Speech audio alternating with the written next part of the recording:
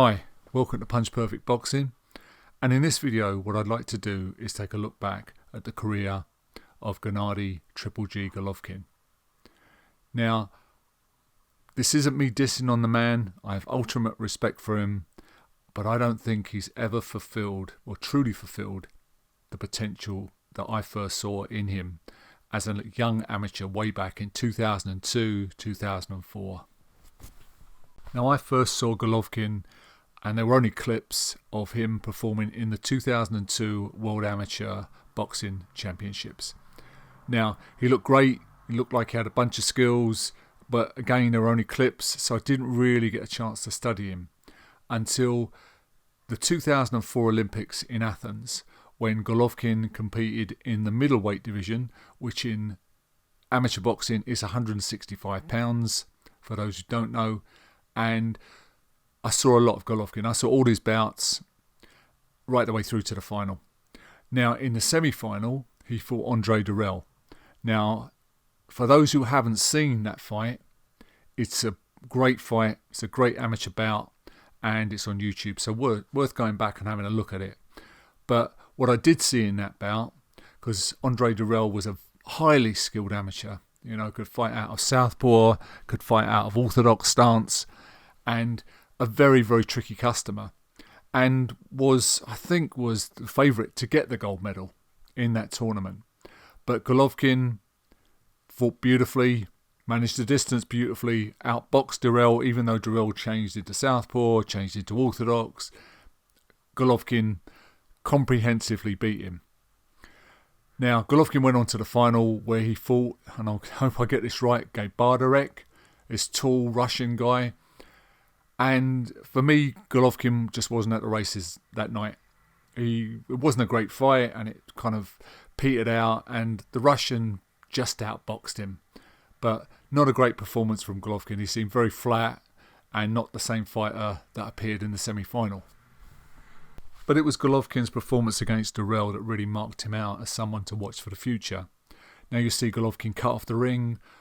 Great footwork, very fluid, very mobile, and, like I said, someone to watch for the future. One interesting point here. If Andre Ward hadn't chosen to fight and win the light heavyweight division at these Athens Olympics and beaten Andre Durrell in the US Olympic trials, we might well have seen a Triple G and Ward matchup here in 2004. So after the 2004 Olympics, Golovkin stayed as an amateur for another year, and then in 2006 he signed for a German promotion called Universum Box Sport. He decided to ply his trade at middleweight, went to train in Germany, and was touted as a very, very good prospect, someone who could well turn into a world champion in the next few years. Now, one point I'd like to make here is that it was a very, very brave move for Golovkin to come out of that amateur system, that Kazakh amateur system, and turn professional. It's a lot easier now. In 2020, people like Kovalev, Usyk, Lomachenko and Golovkin have paved the way. But back then, it was a very, very brave move. Now, if you're in those Eastern European boxing programs, you're usually really well looked after. You're given a cushy job, time off to train, subsidies, all kinds of stuff. You're given good accommodation, and you're really well looked after. The more successful you are in those Eastern European boxing programs, the better you're looked after. And when you're finished, there's always the opportunity to become a coach or a trainer. But even if you don't, you're still really well looked after by the state.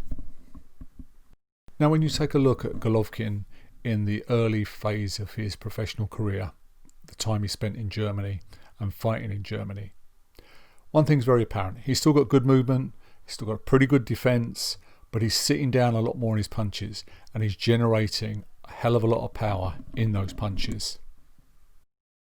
But after almost 4 years as a pro and a record of 18 wins, 14 knockouts and no defeats, Golovkin seemed no nearer in realising his dream of becoming world middleweight champion. Universum had promised him fights with Felix Sturm, Hassan and Dam, Sebastian Zibic, but these never seemed to materialise. Now at this time, Golovkin was incredibly frustrated. He could see that his career was going nowhere. Universum seemed more interested in promoting the careers of other fighters than his career, and in January 2010 he managed to sever his ties and get out of his contract with Universum. Now, once he'd left that contract, Golovkin was lucky enough to sign with K2 Promotions. One thing that Golovkin stipulated, he was fed up with training in Germany. His dream was to go and train in Big Bear with Abel Sanchez. That was his dream, and that's what he stipulated must happen if he were to sign for K2 Promotions. So Abel Sanchez was duly contacted and agreed to train the young Golovkin at his gym up there at Big Bear Lake up in the mountains in San Bernardino, California. Now, Sanchez famously tells a story of Golovkin arriving at the airport and Sanchez thinking maybe this guy can't fight because he looks a bit like a choir boy, and looking for Golovkin's luggage, and all Golovkin had was a small holdall. But once Sanchez actually got Golovkin into the gym, his opinion very soon changed. Sanchez remembers at the time thinking that Golovkin had great power in both hands. Very soon after arriving in California, Big Bear, and training under Abel Sanchez, Golovkin got a chance to fight for a version of the WBA world title. He travelled out to the Roberto Duran Arena in Panama and fought Milton Nunes. GGG stopped Nunes inside a minute and realised his dream of becoming a world champion, albeit only a version of that WBA world middleweight title. But on Golovkin's return, Sanchez and Golovkin's team set about making Golovkin a major star in world boxing. No.